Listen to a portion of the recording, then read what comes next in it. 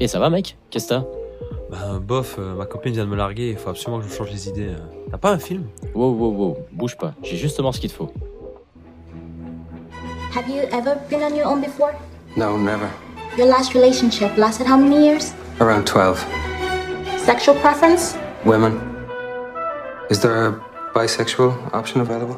No, sir, this option is no longer available. T'as déjà vu The Lobster? Dans ce film, les célibataires ils sont emmenés dans des genres d'hôtels si tu veux, et si en 45 jours ils ont pas trouvé un partenaire, on les transforme en animal de leur choix. Ça a l'air complètement débile ton truc.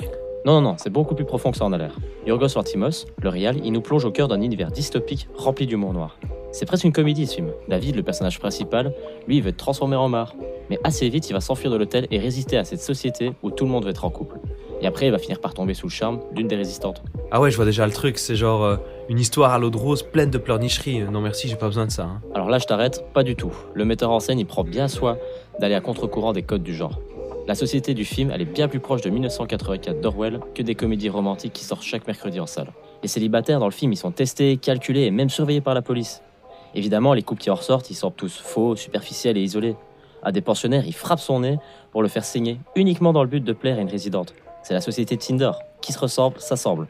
Évidemment, t'as des gens qui résistent à ça. Mais encore une fois, Lanthimos, il refuse toute facilité. Les résistants pro-célibat, ils sont tout aussi extrémistes. Il y a toute une réflexion politique et philosophique là-dessus. Wow, bonjour l'ambiance. T'avais pas dit que c'était une comédie? Alors si, on se marre. Bon après, je vais pas te cacher, The Lobster, c'est un humour très particulier, et tout le monde y adhérera pas. Les personnages, ils semblent constamment impassibles et détachés de ce qui se passe. Mais en même temps, les dialogues, ils sont très bruts et directs. Ça crée une sorte de décalage, pas sans rire, parfois très malsain. Par exemple, à un moment, la compagne de David, elle explique leur première relation sexuelle, mais sur un ton extrêmement monocorde. Alors que la phrase en elle-même, elle est hyper vulgaire. Ça joue beaucoup sur le malaise et la gêne, tout en étant un film d'amour hyper beau et complexe. The Lobster, c'est ce qu'il te faut.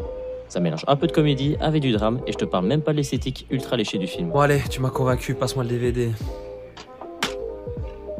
Oh non, c'est avec Colin Farrell, j'aime pas cet acteur. Il fait que des daubes, il donne rien. Tu vois, c'est pour ça qu'elle t'a quitté.